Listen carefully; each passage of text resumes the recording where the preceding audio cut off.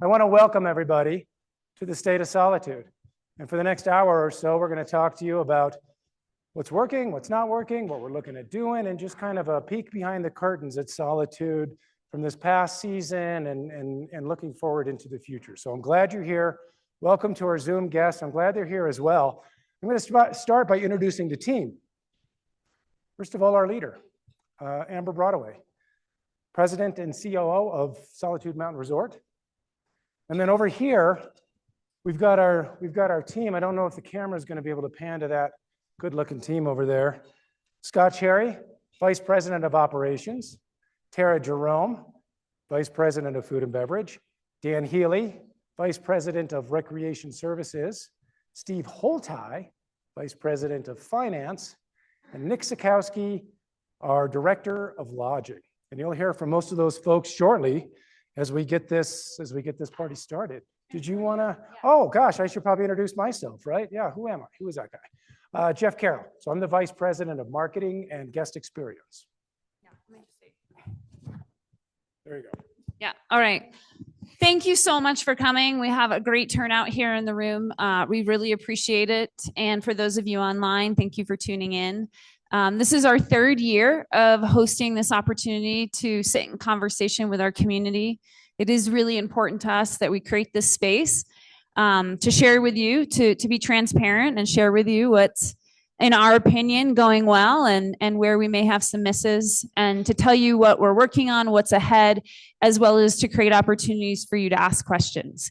I'm really pleased with this year. We've kind of taken the Amber's Town Hall and reinvented it a little bit, and I'm really excited about this platform. So you actually won't hear from me a whole lot. This is really about Solitude and the team members that are responsible for all of the incredible components. So thank you, and I look forward to being available to chat through Q&A and afterwards if you want to stay and catch up. There we go. Okay, let's take a look at our agenda real quick, just so you know what to expect. We'll talk about our mission, season highlights, where we missed, how we engage with our community. It's very important to us. Summer 24 operations and expectations, and then department updates from our team over there. We finish with a Q&A, so if you have questions, jot them down, make note of it, put them into Zoom, and then as we end our presentation, we'll get a chance to answer your questions. So let's move forward to our mission. And our mission is important to us. And the reason we're including it in this is our guiding light, right? As we're making business decisions and as we're moving this ship forward, this is something we come back to. And so this is important to us. So it's important that both our employees and our community understand that our mission is to provide a welcoming experience rooted in adventure and discovery. I'm going to break that down real quick because it isn't just words, they're words with meaning. So go ahead. So welcoming. As you want to be. You're going to see as you want to be in our campaigns throughout this past winter and moving forward. And really what we're trying to say here is that we want our guests, we want our employees to come as they are, to be true to themselves, an ego-free experience, and to create a place that offers a sense of belonging. That's really important to us. Adventure is easy, right? There's a lot to do here, right? I mean, just look at the list. Skiing and snowboarding and hiking, mountain biking, scenic rides, summer camps, dining, the list goes on and on and on. We are not missing opportunities for adventure. We've got plenty of those. And discovery, right? We've got, like I like to say a lot, and we like to say here at the resort, that we have terrain that rewards exploration. You come to the mountain as you are, as you want to be, adventure and discover on your own. Enjoy the mountain in its many ways that it can be enjoyed. And I promise you, the deeper you go, the more fun you're going to have. I've been here for 6 years and I'm still finding new ways to have a good time on that mountain, whether I'm on my feet or my skis or on my bike. It's great. Okay, so that's us. That's our guiding light. Let's jump into the highlights of 23, 24, because there's a bunch. We did some good things well. First of all, summer of 2023. So we're kind of looking back to next year. When we talk about what we did in the last year, we're kind of talking like our fiscal year. So that's August through the very next July. So last summer still is our fiscal year, or still is the 23-24 season. We opened the Solitude Bike Park. That was a huge accomplishment. It was a ton of work to get as far as that team did and have that open by, I think it was September. And now we're opening this season with it fully open. It's beautiful. Remote avalanche control towers installed on Fantasy Ridge. So those were installed and provided our patrol team a safer alternative to hiking a lot of those routes and throwing bombs. And then the Eagle Express installation. I mean, this thing took a lot of time throughout the summer months for our lift team in cooperation with Doppelmayr. A ton of work. They got started as soon as they could. And as you know, we kind of went into the winter and got it open as quickly as we could. Winter 23, 24, I mean, did you ski, right? 574 inches of snow. Hard to beat that. Coming off of our winter of last year, over 800 inches, another huge year. So good. We take credit for that too. That's why it's in a highlight reel. Longest season in Utah. The last two of the last 3 years, we've had the longest ski season in Utah, right? 181 days.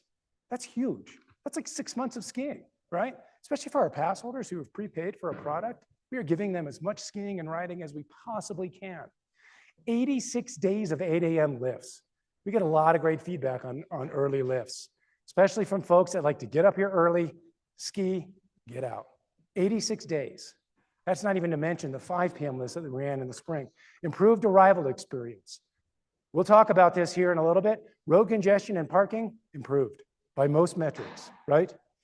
6-pack Eagle Express, open. That was a fun day. Expanded grooming.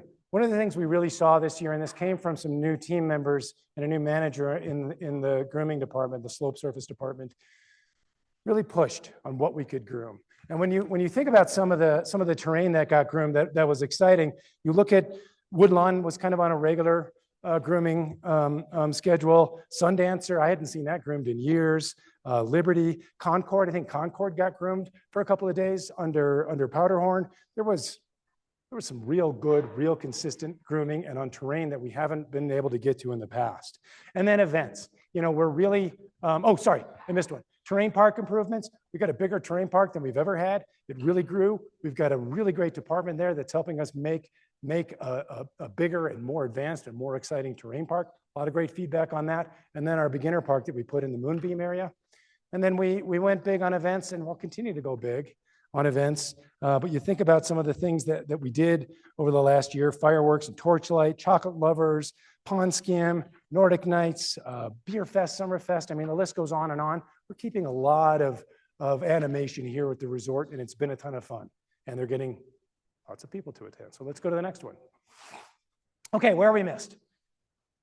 Very early season, when we first introduced our reservation process, and we were requiring reservations 7 days a week, didn't go well, right? We kind of put a little bit of a bottleneck on getting access to the resort over that period. We adjusted throughout the season. We'll continue to adjust as we go into next year, but we know that early season, and we know going into it that it was going to be a bit of a learning process, right?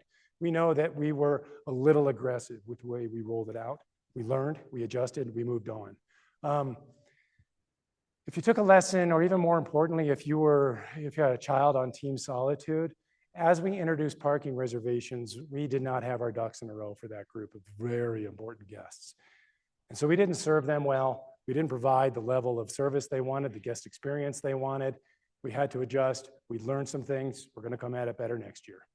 Early season snowmaking had some issues, right? Which affected kind of the experience early season. We'll talk about that in a little bit. Lift line management. This is something though that kind of went from bad to good throughout the season. We got a new manager mid-season. He came on board with a style that really helped us address some of the lift line management issues that we've had. He's coming into it next year with even more ideas and more plans, along with Scott's help and kind of that team's help. We know we misfired a little bit on the season on keeping chairs full, on getting that line moving. Things to learn. Public bathrooms in the Moonbeam base area, right? For a lot of guests that are here, that are day guests, and they're trying to use a bathroom somewhere around here, it's not always a great experience. They're small, they don't have much capacity, there's not a lot of room. And then the UTA ski bus departure experience. This is something that I struggle with a lot. I kind of live in this world as the VP of guest experience. we made some attempts by creating some additional seating out there. One of the things we really struggle with is getting people to load the bus in some sort of ordered line. We tried that.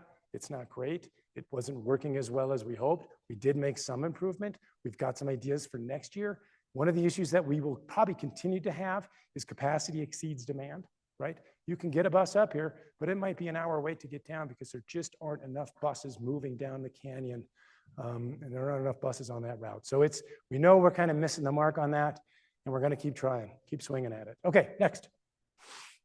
How we engage with the community, right? Community engagement is really important for us, and community engagement is our employees, it's external community, it's partners and stakeholders that we work with, and there's a lot of things that we do to try to give back and provide to the community, right? So Ugly Christmas Sweater Food Drive, the Share Winter Foundation, Share Winter, works with programs and organizations to provide winter sports access to youth. We made a donation to them. Plus, on our longest day event, the day in which we run lifts from 8 to 5, a portion of lift ticket sales went to the Share Winter Foundation. Discover Winter via Ski Utah, and that's another program. It's an initiative to make skiing and riding more accessible. I think between these two programs here and some other donations, we donated about 1,600 lift tickets or skier visits, so pretty considerable. High Fives donation and the Solitude Military Season Pass. High Fives is near and dear to our heart. They've been out here for the last 2 years, I think it is, to help MC the pond skim, the founder has. That is an adaptive sports foundation that works with people who have life-changing injuries, and they work really closely through a Military to the Mountains program to work with veterans and first responders who have injuries to get them on the hill and back involved in their sport.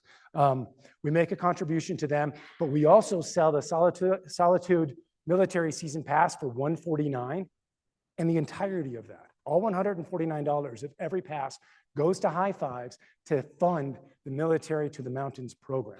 So you get all of that. The Utah Pride Center, we were involved in the Pride Parade back in June and made a contribution to that organization. The Asian Association of Utah, we participated in the Utah Asian Festival in the last few weeks. So very, very recent. And then these are a little more macro, right? Uphill access. We consider this a way to give back to the community by allowing people to access uphill, which we hadn't done for a long time, but we've had available for the last few years, by allowing them free access uphill after, 4:30 or 5? It's huge. And we feel like it's a great way to engage with that community and give them something. The Solitude Fund is a grant fund, and it's both internal and external, but it's a grant fund that individuals who are having some sort of financial difficulty can tap into, employees or members of the Brighton community. And then our Intro to Skiing package. This is important to me because this is a break-even package. For $129, we sell skiing and a night of lodging to somebody as an opportunity to get into the sport. There is a big hurdle, and rentals. There's a big hurdle to get into your first day of skiing. But if we can provide rentals and a lift ticket and a night of lodging for $129, we don't make money on that. But we sell that to locals, as in a Utah resident. We sell that early season, late season, and it's a great way to just say, hey, here's a way to get on the hill. We know that skiing can be cost prohibitive, so here's a way to do it. Okay, internally, yep, how we engage with our internal community. A big part of that is employee well-being, right? That is a big focus of ours. It's been a focus of ours, but it is an increased focus looking into next season. So fiscal year 25, we are doubling down on that. The Solitude Fund. We have hired an experience manager who's in the room, Alex Wheeler, raise your hand. Our experience manager is helping with both the guest and the employee experience, analyzing, providing consultation, and doing a lot of the heavy lifting that needs to be done for us to better understand how those experiences sort of interconnect and how we can improve them. We've engaged with a local psychotherapist as a resource to our employees. Our leadership is working closely with Altera's Director of Resiliency and Wellbeing. We have Listen to Learn roundtables, and those started this week. This is an opportunity for managers, supervisors, leads, directors to sit at a table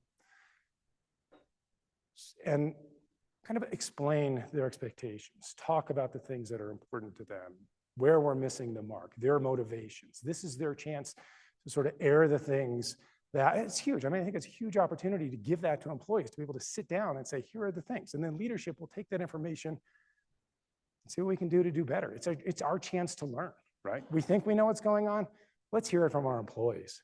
There's a well-being committee that we recently put together, right? And so this well-being committee is a group of individuals here at the resort, employees, managers, and above, that are working to create opportunities for engagement and employee well-being, employee happiness.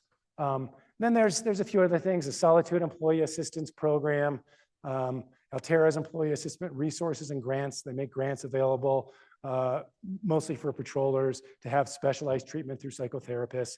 And then Altera's partnership to produce Paradise Paradox. I put that in there. It's not necessarily something that we did, but we support it, we promote it, we talk about it. Paradise Paradox is a film that was produced to really investigate and look into the mental health crisis in mountain communities. And it's something that we can share to our employees and we can promote to the wider public. Okay, that's what I got. So moving on.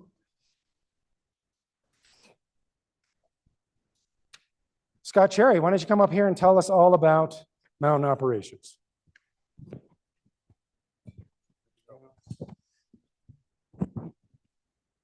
As Jeff said, I'm Scott Cherry. New to Solitude this year, my first winter at Solitude. I have about 18 years of experience in the mountain operations divisions across about 6 different resorts. Next slide. Early season expectations, opening date. I think our goal is to really shoot for early November. All of that is weather depending, right? We saw an opportunity this year to open on a limited footprint, meaning link, and then we shortly thereafter got Moonbeam online. So I think it'll be similar. I think we want to add the magic carpet to promote beginners and get them off of our main trails and into an area where they can learn. Conditions and grooming kind of go hand in hand with the weather. We were winching a lot last season. So everything, I know that we were working with very marginal temperatures and also very marginal snow conditions, but we were also winching runs that we had never winched before, given the fact that we were working with very minimal natural snow. So that brings us to our snowmaking issue that we've had this season. So it's hard to tell in this photo, but this middle one is full of debris.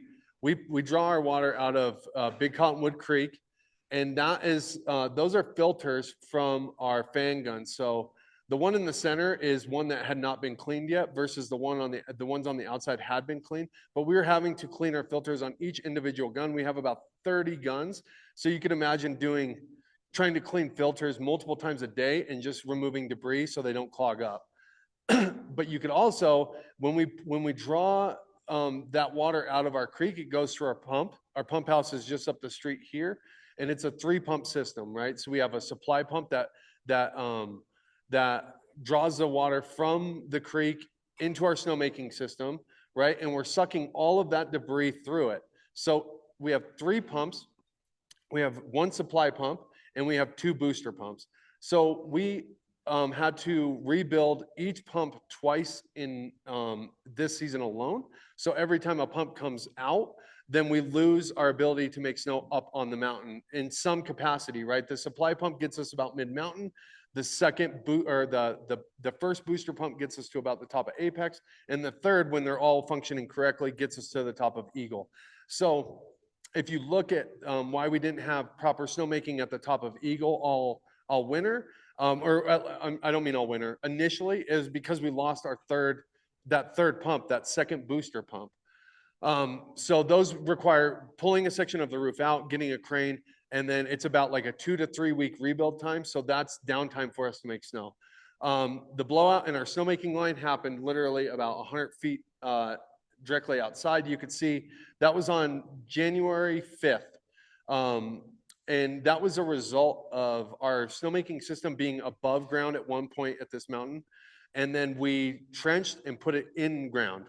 And if you look at that pipe, like that's a pretty big geyser. We were able to divert that water and prevent it from flowing because it was flowing right into this building. We were able to prevent a more serious disaster involving this space that we're in right now. But that was a result of when we trenched and when we put that pipe from above ground to in ground, there was teeth marks from an excavator all along that pipe. So that's when we kind of called our snowmaking season a season, right? We couldn't afford to have more blowouts, and that was at 7:30 in the morning too, right before we had public on the hill. So what we've done this season to redirect that, we bypassed this from, bypassed our snowmaking line from going through the Moonbeam Center. And we'll still make snow on like Solitudes, and nothing has changed as far as our snowmaking capacity. We've just changed the route that it gets to. The water gets to our hydrants. So that's snowmaking enhancements. We're also adding a couple new hydrants to our system and giving us more easier snowmaking production closer to the bottoms of our lifts. Places like the bottom of Apex and the Magic Carpet here, versus making snow really far and then having to push it in with snowcats. The Moonbeam parking lot, we have 42 potholes in our parking lot along the big parking lot all the way up to the shuttle turnaround. Those have all gotten appraised, and we're working toward getting that done. That should be done before we open. And then our three new bike park trails. Do you want to next slide? Oh, okay. So I'll talk about bike park in a second. Like I said, greater volume of snowmaking. Our new piston boy winch cat. So right now we're not replacing our tier 3 winch cat, but we do have a tier 3 winch cat. This is a 400 PB. So this is a tier 4. So we're slowly getting away from our tier 3, which is environmentally a sounder model. And we will use our tier 3 only as backup. This will be our mainline winch cat. State of the art, has snow depth. We don't have snow depth in any of our snowcats, so we'll be able to read what's underneath us as we're grooming, so we know our trouble spots. Commitment to being the spring skiing champions. I think I think when we extend our seasons or we open early, we really draw attention towards our locals and getting our locals here for as many days as possible. And I think if we continue to see 500 plus inches, I think that we can start creeping towards Memorial Day and offering more days out there. And then potentially installation of 3 more VESON towers. So VESON tower is a remote activated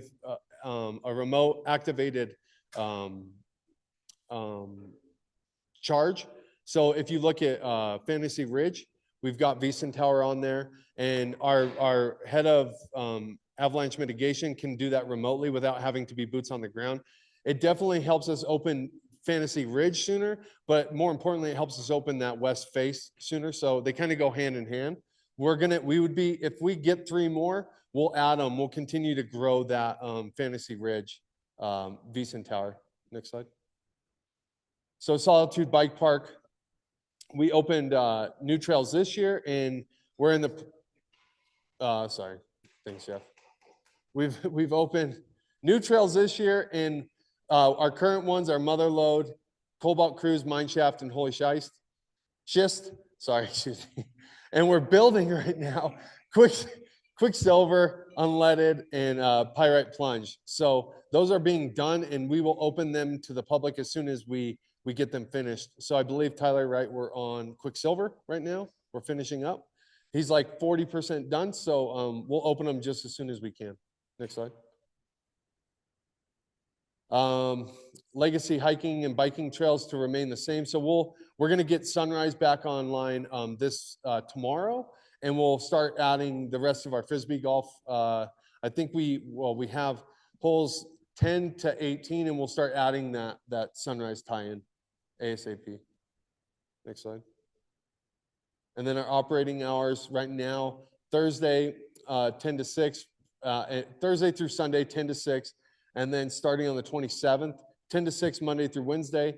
Thursdays is our twilight hour, so we'll stay open until 8 p.m. Friday through Sunday, 10 to 6. And then just after Labor Day, we will close Monday through Thursday, and then we'll reopen on Friday through Sunday, 10 to 6.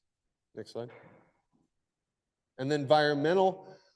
So we have EV chargers in the village lot right now, open to anybody. We don't charge them for anything. They charge their vehicles. We don't charge them. Solitude waste diversion. So we're and I don't know if Tara wants to talk about this more, but we're installing like speed trays is what I call them. I know it's not the right term, but basically we will do the separating of the food and dishes from a Solitude standpoint. So if you eat something at one of our on-hill restaurants, we will do the food management, and we'll take those to the appropriate sites. 3 new electric side-by-sides. Those are in use right now. We just did our canyon cleanup day. We got a tremendous amount of, we picked up trash from Camp Tuttle all the way down to Silver Fork. Continued growth in average vehicle. So we're trying to entice people to use carpooling more from the valley.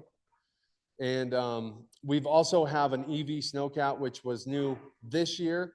And we, and like I said, we got rid of our tier, or we're limiting our use of tier 3. And we also have a electric snowmobile. Next slide. Parking. Do you want, okay. Yeah. All right. Everybody's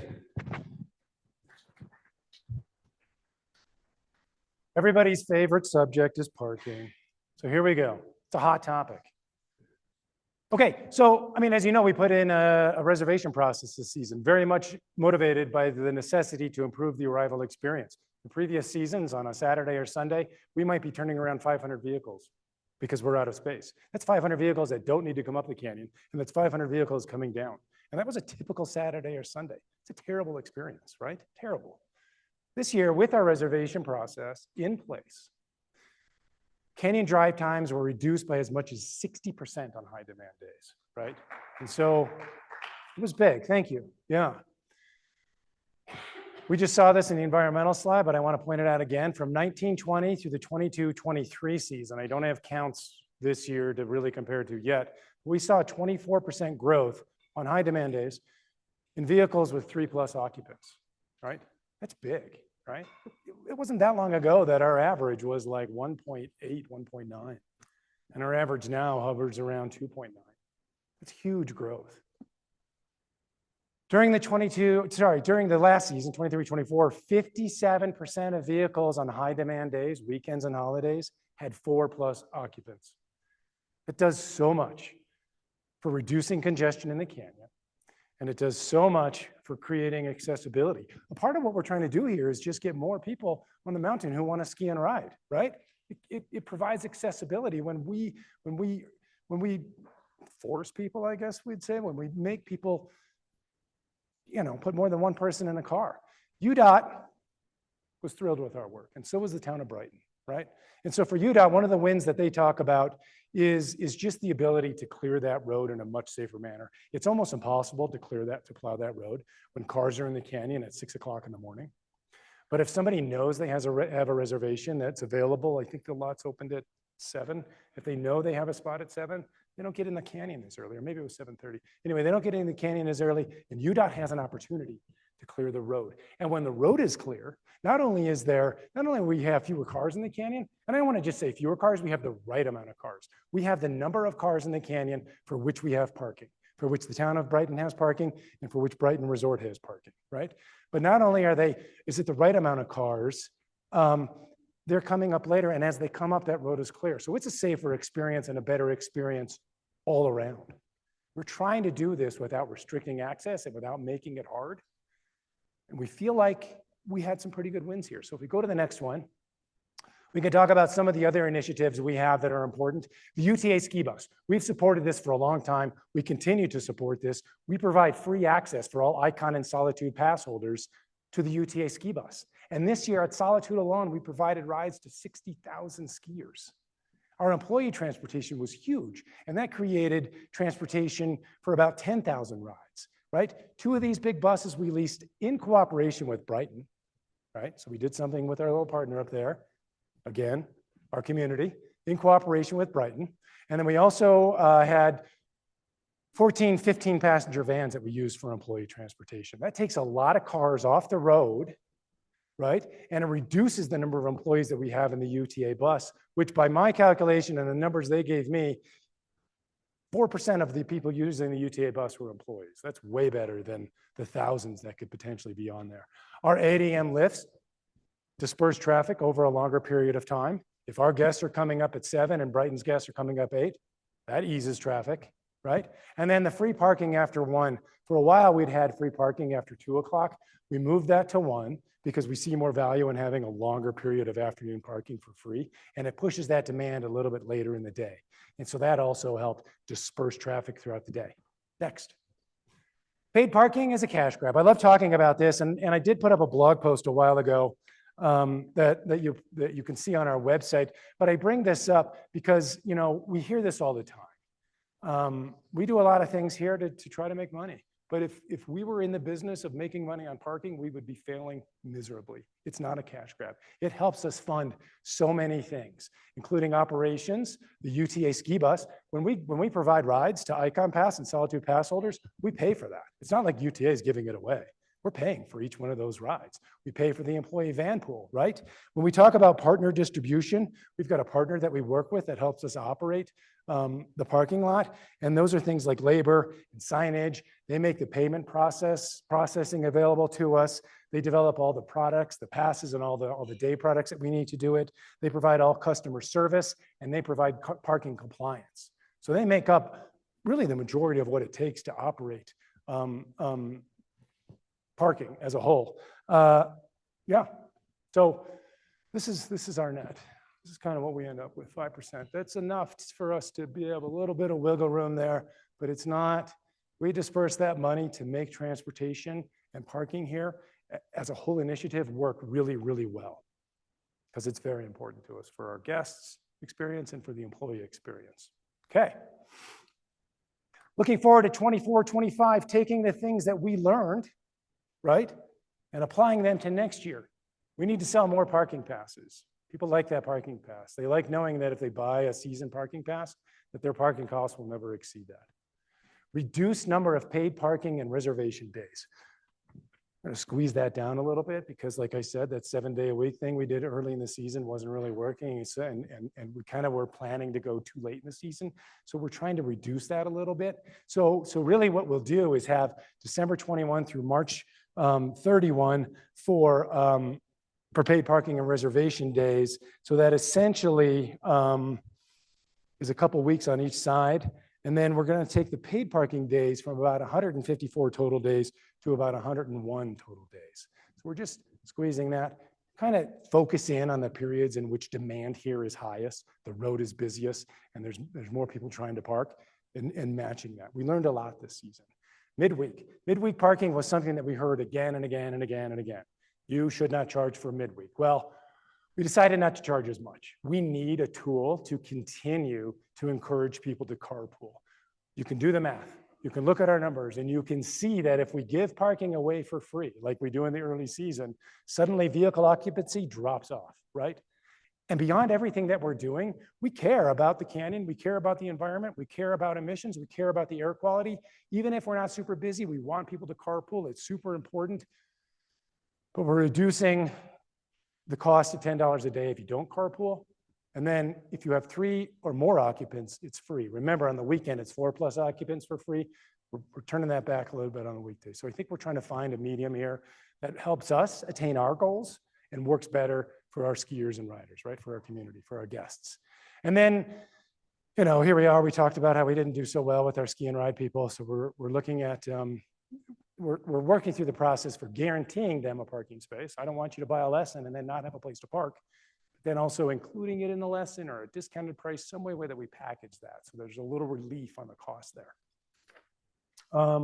Okay, I think that's everything I've got for parking. What do we have next here? Lodging. So we're going to hear from Nick Sikowski, our director of lodging. Come on up, Nick. There you go.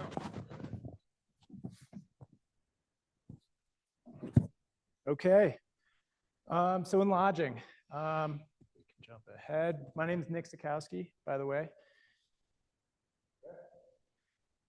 So what worked? So within our lodging and sales team, we did focus on group events this winter. Typically, we just host normal skiers, but this winter we focused on what events can we host here? Winter weddings, winter groups, other public events like Red Bull Cascade was a huge one for us. This was a big focus of our sales team and a huge success for us. Club Solitude programming. So Club Solitude is the amenities area for the resort.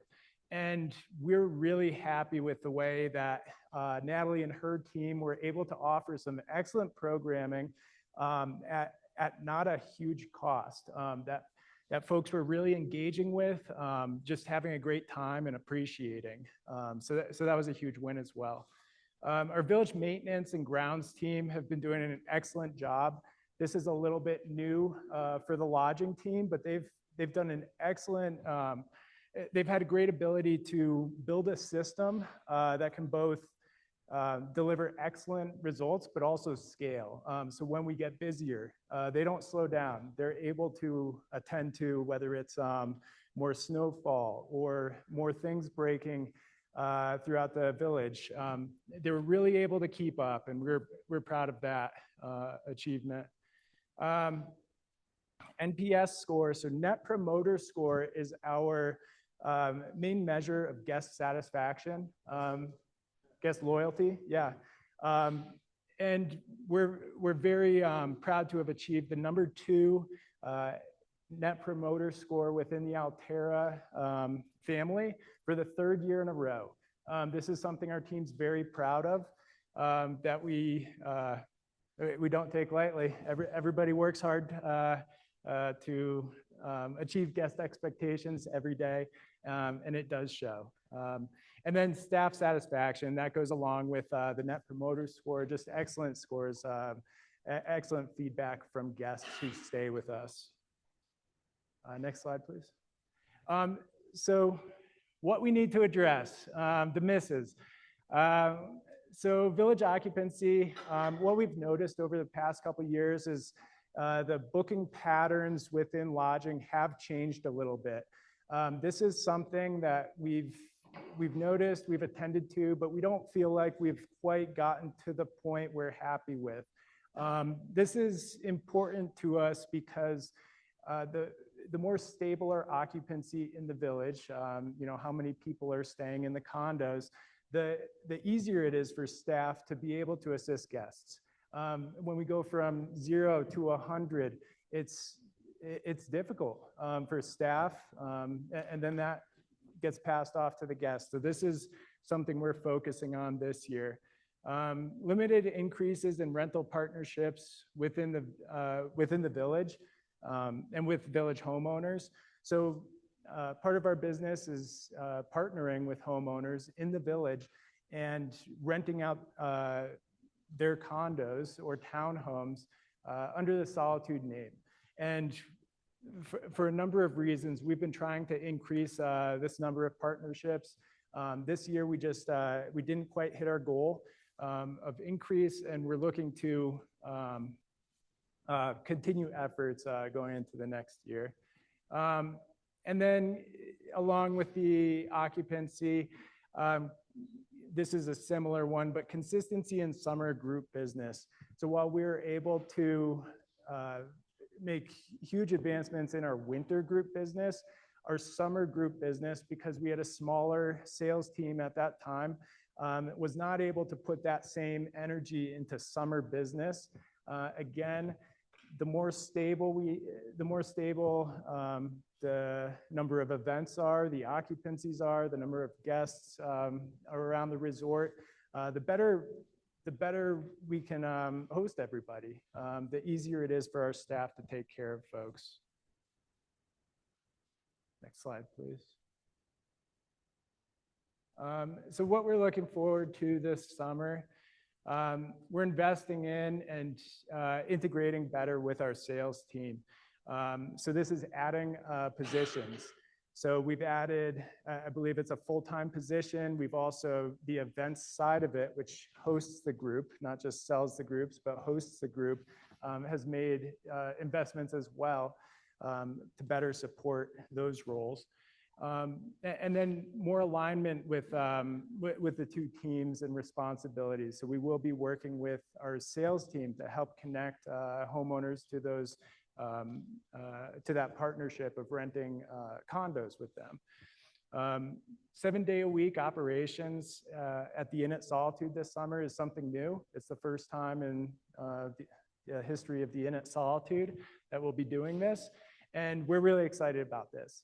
The inn is really, I would say, the foundation of our lodging operations. It's often the first place that people stay with us. So it's really nice to bring this online 7 days a week in the summer months and get some, whether it's group business or folks just coming up from the valley trying to check out Solitude for the first time. We're really excited about this. And then expanding summer programming through Club Solitude is another one to expect. Natalie and her team are structuring the club in a way that allows their desk staff, their club attendants, to better offer additional programming that was very successful over the winter. Next slide, please. And then as we go into the winter, we're working with our revenue management team to provide that more stable occupancy, to provide that better guest experience and employee experience. We'll expand on our winter group business. That was a huge success, and we're not staying put. We're not looking back. We're going to continue that. It's really beneficial for us. And we want to better define our team culture to continue that guest satisfaction. So we're number 2 in NPS within the Altera family. We're very proud of that, but we want that to continue. Right now, it exists more of a culture amongst the staff. It's not really written down. We'll go over it in orientations or meetings like that, but we really want to try to define that so it can stay, so we can provide that excellent guest experience for years to come. And that's all I have. Thank you.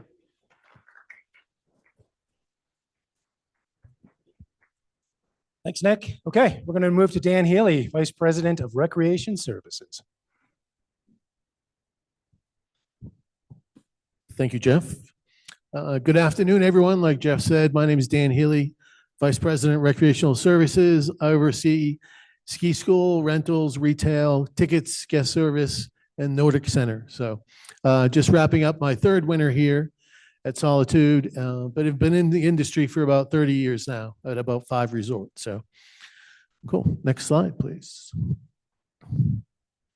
So what worked for us this summer? A lot, but these are a few highlights we wanted to showcase today. Who's been to the Nordic Night event? One of our premier events. What a beautiful event we've been able to set up with that. We're very proud of that. It's been a huge success. So looking to continue that again next season.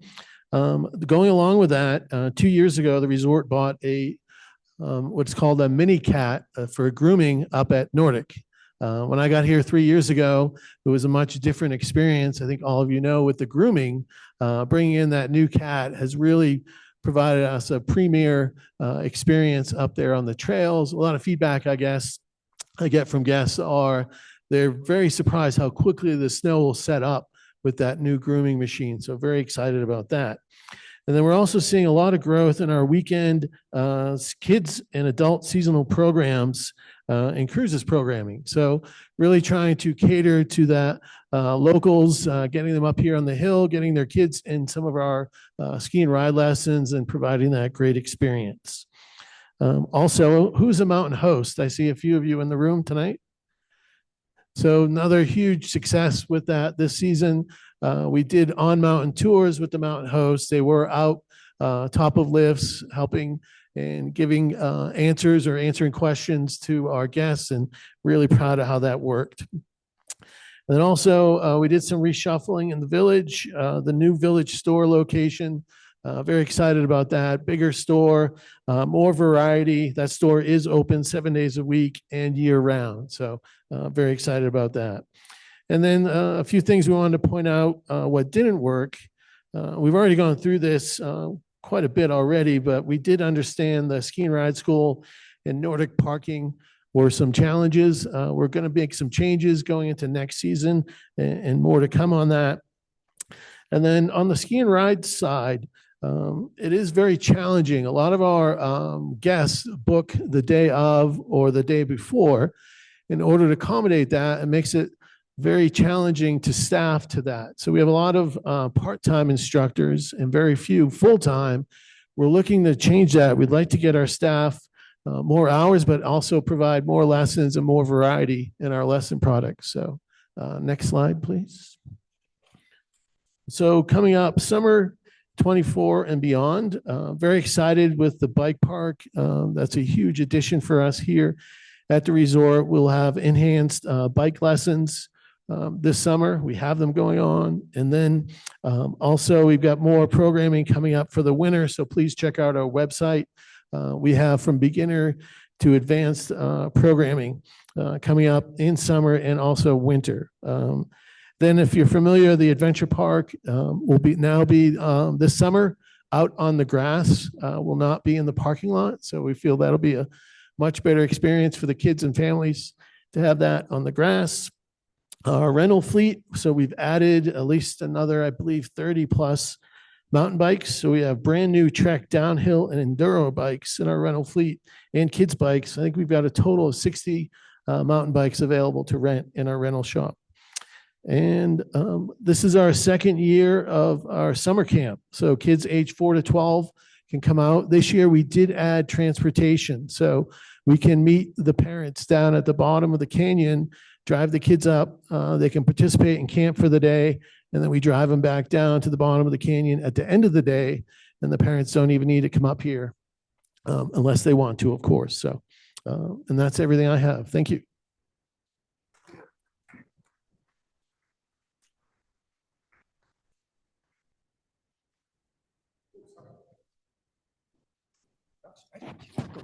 Here we go. We can't just, yeah. So thanks, Dan. I would like to introduce Tara Jerome, Vice President of Food and Beverage. Gotta make it official. Oh, thanks. Quite a response. Thank you. Like Jeff said, my name's Tara Jerome. I'm the new Vice President of Food and Beverage here at Solitude.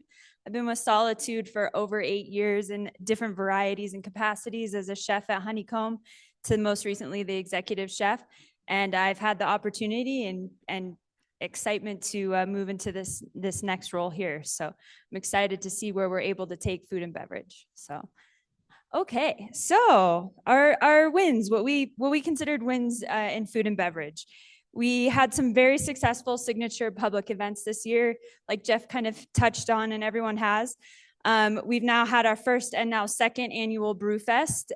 Sunday was a huge success up here, and we continue to keep going with that. We hosted Total Archery Challenge last year, and we'll continue to do that this year.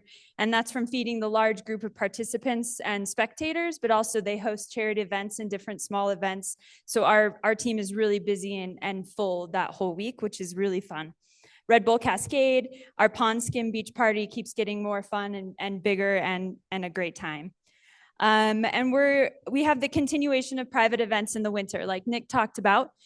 We did our first four winter weddings this winter, and those people were so happy and loved getting married in the snow and the ambiance, and we're going to continue that, hopefully grow that quite a lot this year. So we're very excited about that.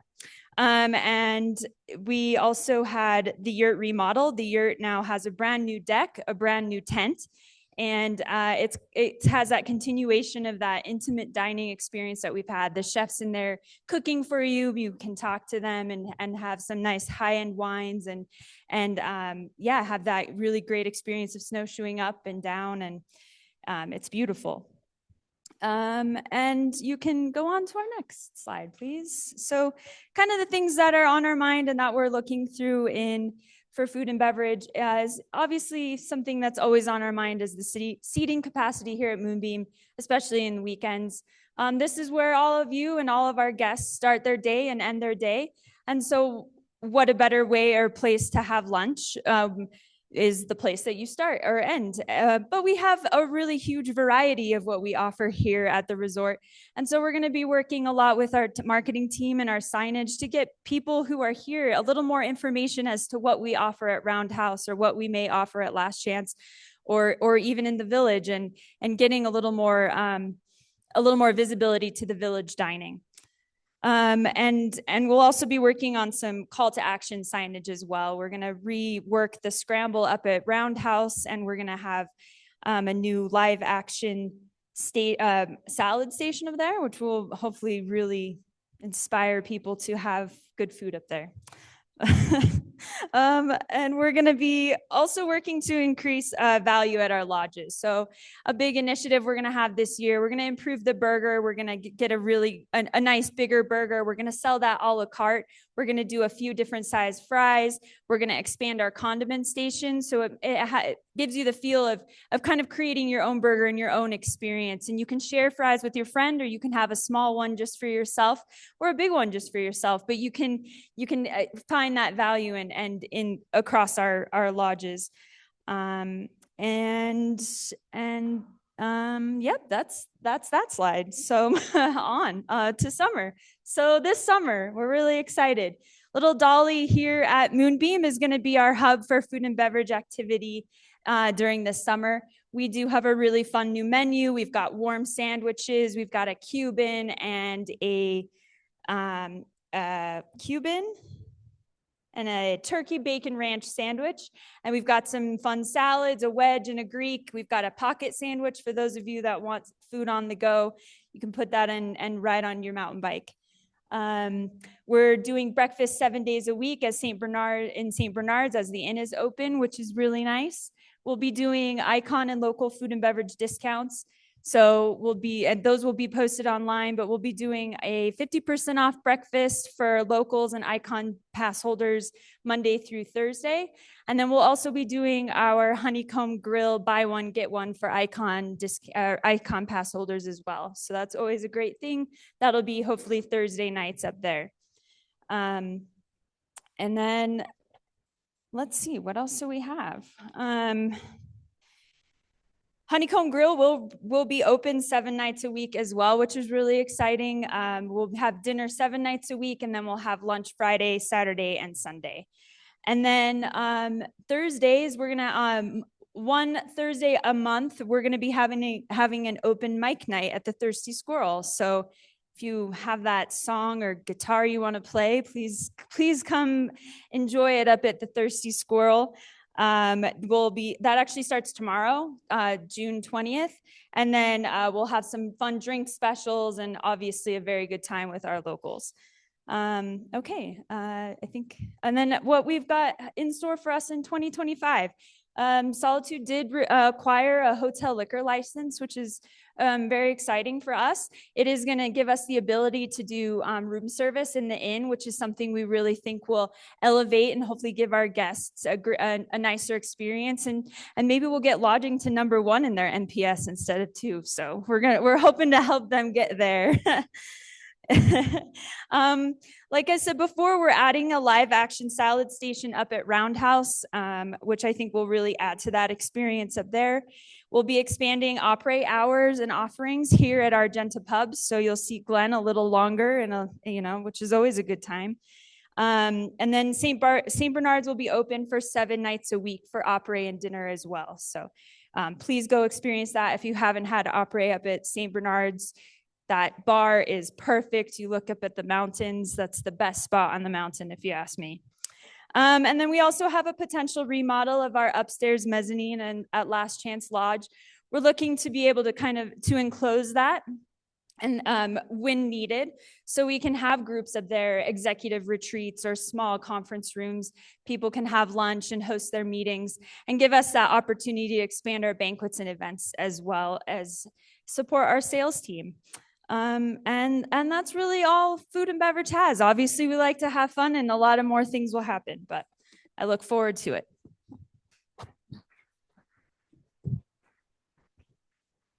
Thanks, Tara. It's funny, as I listen to everybody present, I don't know if you caught on to the theme that Thursday night is the time to be here. We're running lifts late for the bike park. We've got movies, Sunset Cinema Thursday night at Moonbeam. And then Tara apparently is hosting a live mic night. So, I mean, hello. I don't know. Get your guitar. Maybe I will. Yeah, so Thursday. I mean, be here. Anyway, I want to talk real quickly about the guest experience and kind of what we're looking at going forward. And then we'll jump into our Q&A. So let's move forward. So Nick kind of talked a little bit about NPS score, which is an industry measurement, not just industry. A lot of retailers and hospitality businesses use an NPS score to measure guest loyalty. It's pretty highly regarded measurement that people put a lot of weight behind. We're right in the range of 43-ish, and that puts us, and that's not bad, right? To put it into perspective, that puts us in about the middle of Alterra resorts. But I like to kind of look and compare it to other experiences that are kind of similar to ours. It's hard to get a measurement in skiing as a whole, but what I am finding most recently, if we compare it to Disney parks, their NPS score is 44 across all parks, right? The happiest place on earth. So that makes us the second happiest place on earth. That's not bad, right? So that's pretty good. So anyway, you know, kind of what we're looking at into this next season. And some of this work, service standards and consistency, are going to come through our experience manager. It really matters to us that we're providing an expected experience for our guests, so that who they talk to and the way they experience parking and tickets and lift lines and F&B is the same across all standards, or sorry, is the same across all touch points, right? And so if we can start to, it's not that we don't train to that, but if we can really start to just better define that and give our employees tools by which they can then deliver on the things that you know, we expect, that the brand promises will deliver on. It's better for our guests, but it's also better for the employee experience, right? When you've got employees who are well-trained and have tools to do the things that make their job easier and make it easier for them to perform, you've suddenly elevated that employee experience. It's more fun, less stressful. We want to provide more accurate future terrain information. I think we've gotten pretty good about providing real-time terrain information through our website and our app and some team members that we've brought on. But one thing we're not really doing a very good job of is saying, hey, guess what we're going to groom tomorrow? Or guess what we're going to groom later in the week? Or here's kind of what we're thinking we're going to be able to open. We think Honeycomb Canyon is going to open on this day, right? Just a little bit forward looking. Give people the opportunity to plan or to get excited about the fact that Challenger got groomed, right? Challenger is going to get groomed on Friday, and the people that love skiing a groomed Challenger, well, we just gave them the tools they need to get here. Lift line management, we talked about this. We're going heavy in on lift line management, right? The arrival experience, we talked about that. That is a big focus of ours. We'll continue to work on that. We'll continue to fine tune it. And we'll continue to try to make it as easy as possible while providing the greatest experience for the most number of people, right? And then bathrooms, you know, I don't know that I have an answer as to how we're going to attack that, but we know it's a big issue. We hear about it all the time in our reviews, and this is something that is top of mind and that we're looking at. And that's it, right? So we're going to jump into some Q&A. You can jump to our Q&A slide there. Probably the easiest way to do this, there's mics. I don't know if you want to turn on those mics. So there's microphones there that you can step to, or maybe, I don't know, Mark's probably got some questions online too that are coming through. Yeah, we'll start with the folks here. And then I might hand it off to somebody on the team here to answer. Team, you'll probably need to step away from that speaker if I hand you the mic. So we'll just kind of, can we go through that, Mike? Yeah, let's do that one. Yeah.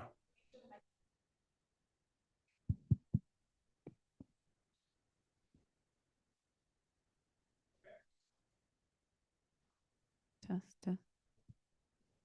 Yeah, sure. Is it hot? Okay. So we're gonna dive right on parking. First a kudo and then a question. Paid parking here returns sanity to the whole experience. The intersection of evil, coming up the hill, you know what the intersection of evil is. The road's crossing at the bottom and the zipper in, and I talked to the cops down there as far as it worked better when they were there. You know, all of this is post-COVID migration, which of course is not going to reverse. But on to the point. All of that fighting to get up here actually spilled over into the skiing. How you doing, buddy? Actually spilled over into the skiing, which is a big, big deal. It's not just fighting to get here and park. It's once you get in fight mode, it's hard to get out of fight mode, even when you're snow skiing. So it's a super huge deal to me. Now, all that said, why do you want to reduce the number of paid days? Yeah, I can take that. Yeah. So we want to use paid and reservation parking when we need it, and we need it on peak days, primarily Friday, Saturday, Sundays, some holidays from right around Christmas through the end of March. But there's a lot of days that we don't need it. And what we found this year, we know is that the hurdles, some of our parking, our payment, Solitude was the first to get into paid parking however many years ago, right? And they did it with Icon Pass. They also did it because if you remember, Solitude paid for all of the Icon Pass holders in both canyons. Now it's a new era. Alta is in a paid managed parking. Brighton is in a paid managed parking. So we are now being compared to other entities in this world. We do not need paid and reservations early and late season when we have capacity. We don't fill our parking lots. We also don't need those significant hurdles Monday through Thursdays when we typically don't fill our parking lots and we have capacity. So we are balancing this new world of 3 other resorts being in paid and managed parking where we lost visits. We lost visits because of that program to our competitors in the Cottonwoods, to Snow Basin. And we need those visits back on the days that we can accommodate them. We don't need those visits, those cars back on the days where we cannot. So Monday through Thursday, you lost some business. Yeah. I got you. So Friday through Sunday is going to remain paid. Yeah, Okay. paid and reservation. And- so the paid season will now go December 21 through March 31. It used to start Thanksgiving through mid-April. So we eliminated 4 weeks on the front end of paid and 2 weeks on the back end when we don't need it. Okay. But from December 21 through March 31, we are in a full paid and then a reservation program on Friday, Saturday, Sunday, and holidays. Okay. I appreciate that. Yeah. One of my concerns too is the fewer paid parking days you have, the more it undercuts the amortizing of my season parking pass. Thank you. I hear you. Thank you. Great question.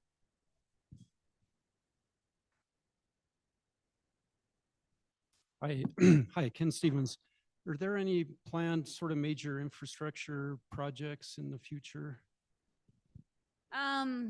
There's plans. There's just nothing that's fully for structures, you said? Yeah. Whatever. Yeah, there are plans. There's just nothing that's fully funded at the moment.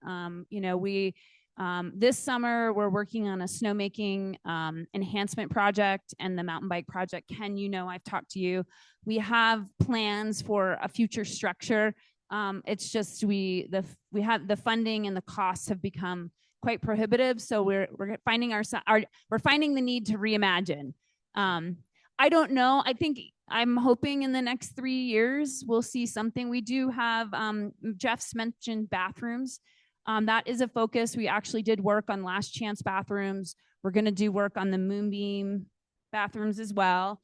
And then we do need some more capacity, and that is something that we're working with our Alterra Mountain Company on what our options might be. But there are no shovels in the ground for structures in the next year. Okay, thanks. Yeah. That big trench up on the mountain, is that for the snowmaking? Yep. So that is our reroute of this. We've got pipe near, and we've got a welder scheduled to show up on Monday. So that will only be an open trench for hopefully another week, and then we will eliminate the geyser that could potentially happen again next season. Okay, cool. Yeah. Just one more thing. Is there any plan to sort of deal with the kind of decomposing pavers in the village, or is that? Yes, we've actually just started that process. Well, we've done a bunch of research, but we've just engaged with a group who will be helping us design the layout of those pavers, which is the first step.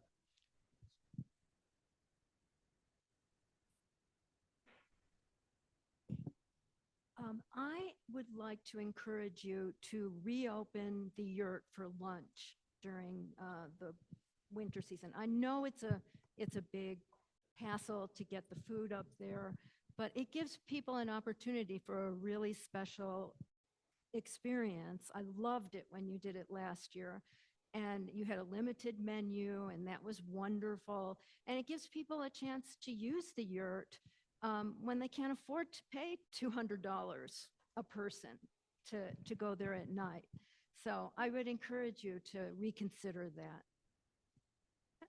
Yeah, that was great. So I was asked to repeat the question. So the question was, will we think about or encourage? She's encouraging us to think about opening the yurt for lunch again. We are working to get utilities up to the yurt. So in the past, it's run off of a generator or propane. And so we are working to hopefully get some utilities up there, power and water ideally. And if we're able to do that and eliminate a lot of the work that goes in on the front end of that, then I definitely think we'd reconsider and think about opening it for sure. Yeah, thank you.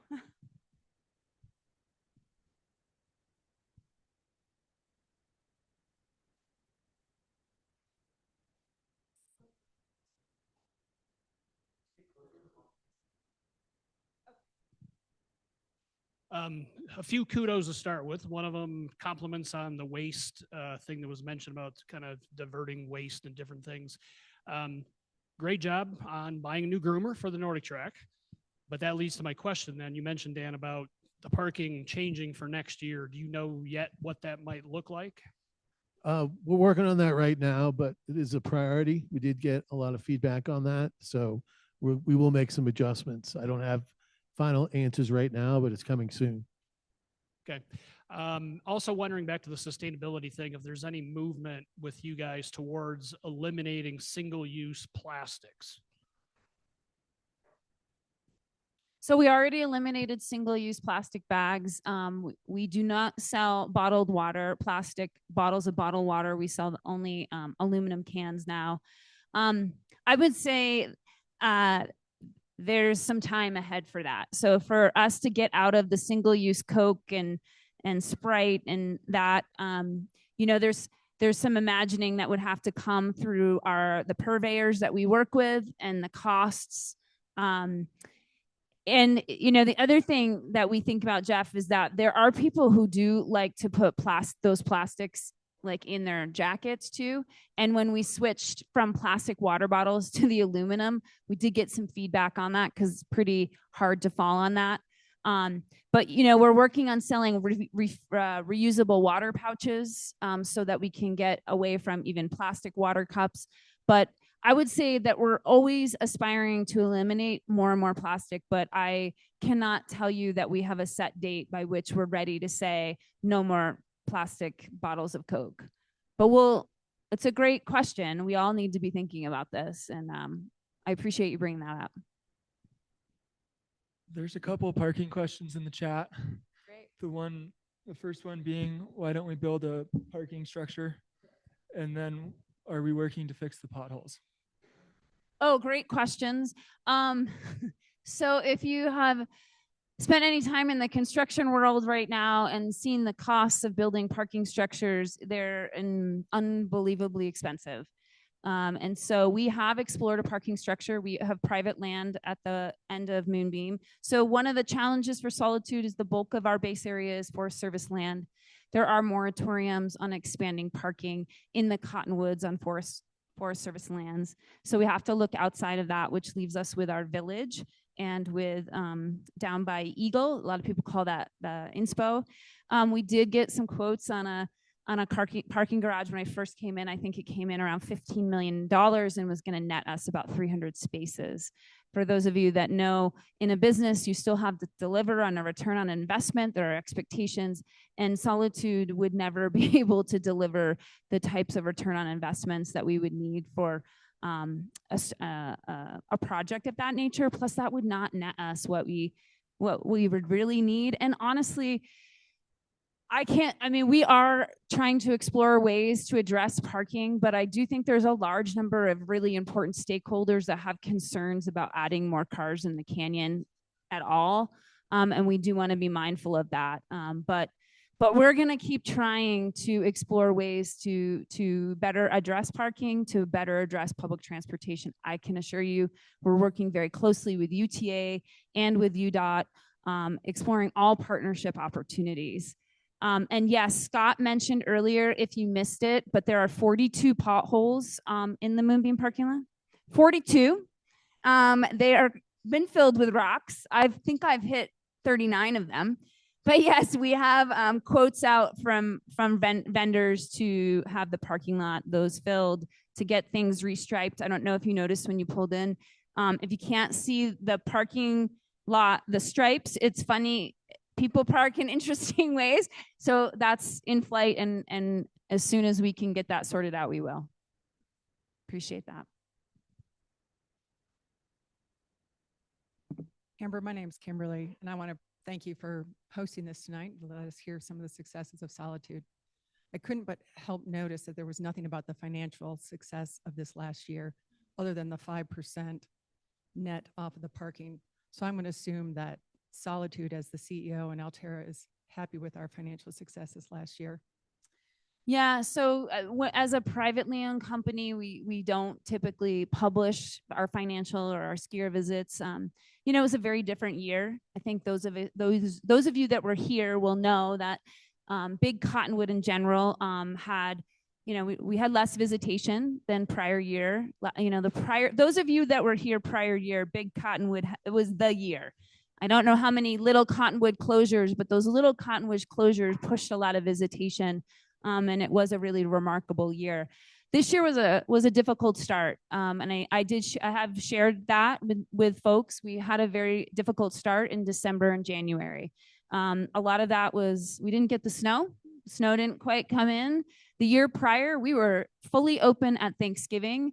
This year, the snow didn't come in, and the snowmaking challenges, we had 6 pump failures, which was very difficult. So as our snowmaking, as when we should have been robustly putting out snow, we could not make snow.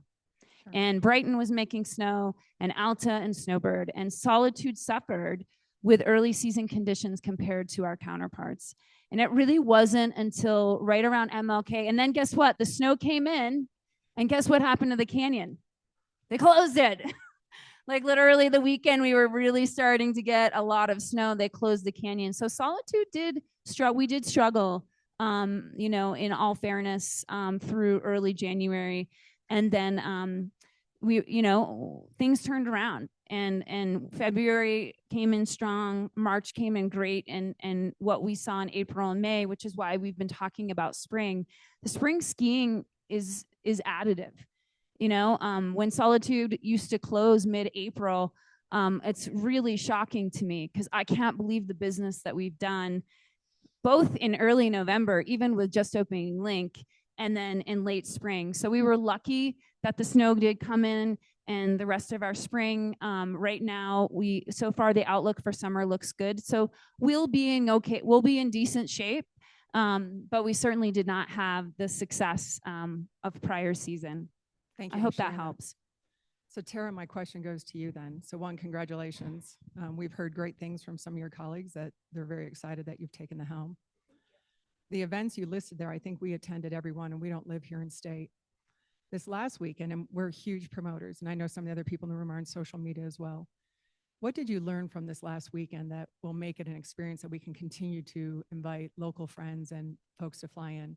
And then my question will go to the gentleman next to you. How often do you stay here up on the mountain, and how often do you use the store here when you're short on cream or salad dressing? I thought you had the store under here. So Tara, I'd love to hear what you learned from this past weekend. So what we learned from this past weekend is that this is an event that people are very excited about. I think our team did a really good job of getting it out there. It was significantly larger than we had anticipated, which is a really good problem. Sure. We learned how we want to set it up. We learned some really valuable things on making sure we have a lot of beer. People like to drink beer at beer festivals.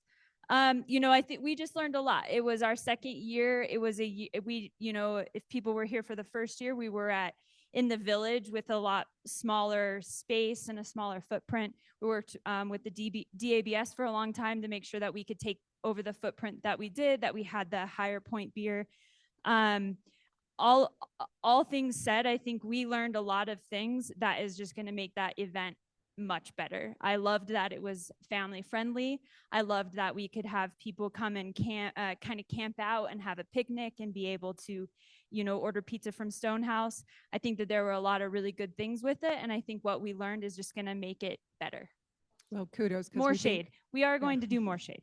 We think the events have been great. So kudos for the events that you brought to town. Thank you. Sure, because I'd love to just know, so we stay up here a month at a time, and everybody knows going down the canyon to get milk is a pain. Yeah. It was about the village store. Sorry. I'm going to answer because I actually stayed up here this winter and I have 2 young kids. There you go. So I shop in that store a fair bit. I think that, Dan's team moving that to the new location, holy cow, it's just been a absolute home run. Constantly taking feedback. A lot of you that are owners and live here give Todd and the team a lot of feedback on the products that you like and don't like. I do purchase quite a bit of, got oil there. I've gotten mixes and frozen veggies and milk. I think we still have a lot of opportunity to continue to enhance. I will tell you, no one gives them more suggestions than me, but I think the store is serving its need, but where we can really continue to get better is with all of your help. Those of you that use and patron it, is what are the products? If you go down to Harmon's and Whole Foods or, Smith's, and there's products down there that you like and you're like, dang, I wish they had those, take pictures and give them to Todd. Or, we can have Dan, if any of you specifically, that's what I do. I was like, I want this. Can we get this? How do we get this? And then on our end, just keep in mind, it's the ordering component that can sometimes be the challenge. Finding the purveyors that we can work with to get the right type of product in there. And then things like produce, we've had a lot of produce is hard. Produce has been really hard in that store. We've just lost a lot of money on that. But keep talking to us. I think it has air conditioning too, by the way. This is huge. The store is super comfortable to visit. So thank you. I'm Angus Robertson, and my wife Nancy and I live right next to the upper parking lot. Yeah. So first I want to say the Brew Fest was a huge improvement over last year. It's much better having it out there. But it raised the feedback I wanted to give, which is to have some better signage, particularly up around the parking lot for events that are going on. There were people wandering down the road they didn't know where to go. And that even happens in the winter. People are parking there. They don't know how to get to the slopes. If I'm outside snow blowing, they'll say, well, which way to the lifts? So some better signage, say store this way, lifts this way. I think would be welcoming. Yeah, I'm pretty sure. I don't know. Jeff has a mic, but. Signage is that thing that we're always trying to improve on, but that's really good feedback. And you're right, it is part of our plan looking at fiscal year 25, so 24, 25 going forward is signage. Feedback like that helps, right? So those of us that are out kind of doing our job, we're so used to being here, we know where everything is that we don't always necessarily experience as a guest would, right? And so we lose sight of these things. So it's really helpful to get that kind of feedback. I was just talking today with our events manager about signage for the Brew Fest. You're right, we do need a little bit. I found people kind of wandering all over the place out there, coming back and forth. And so we could definitely improve that. We talked about some sort of little map or something that we could provide to those individuals so they could find their way around a little bit better. And then, yeah, just directional signage at the base area is something we know we don't always hit the highest mark on. And so it's in the plan, and we'll look at it, and your feedback and what you hear from guests or what you experience is super helpful. There was a comment in the chat about benches at the top of ski lifts for snowboarders. Has there been any conversation about adding those? We do have some. The question was benches at the top of lifts. So we do have some. And not only that, but we're also looking at adding recycling to the top of our lifts, which we haven't done before in the past. We have trash, but we don't have recycling. So I think that both of those have been and are being addressed. And then there's one about food at the Thirsty Squirrel, if there's an easier way to maybe order from Honeycomb Grill or just more options there. Yeah, the question was about food at the Thirsty Squirrel. This summer, we've put both Honeycomb Grill and the Stonehouse's menus in the Thirsty Squirrel, and are offering to help guests order and to do a to-go order. The limitations of Thirsty Squirrel's food is we're limited to what you can see. It's a very small oven and a very small workspace. So what we can offer is very limited, but we do offer that. We do have it on the menu this summer as well. Please talk to your bartender. We'd be happy to place a to-go order. So we'd like to see that continue. And yeah, there's no hood, and it's an HOA, so we can't just throw a hood in there. And without a hood, we can't fry. We can't, I would love to have something fried in there. That's my dream, but unfortunately, we're not going to be able to do that. So. What? I dream of fried foods. Yeah, I mean, who doesn't? And then there's one Especially with beer. more with the introduction of patrol unionizing. How do you see this affecting the department's performance and any changes guests may see from this? So the question was about patrol unionization. So we're still in flight with the National Labor Relations Board. Nothing has been finalized. I don't have an answer on that. We haven't gone through this before. All we can do is look to other resorts. Our intent is, we have a good leadership team with a lot of years of experience. What I'm hearing that we should are expecting decent return rate. Solitude has had a fair bit of turnover in our patrol for quite a long time now anyway. But we're putting in hopefully more this technology. So we're going into it with, this is our team, and whether they're represented by the Communication Workers of America or not, they're still our team. And, we're going to make sure that we have good relationships and that we're ready for the winter. So I don't have any other insights. And again, we haven't experienced a unionized team before, so everything is new. And then when is the double black tech trail going to open? It was in the chat. When is the double black trail going to open? Okay. All right, anything else? Well, we still have some food and drink for the, go ahead, yep. I just wanted to say, I know that Altera and Solitude, private company, you don't have to do these open houses, town hall kind of things.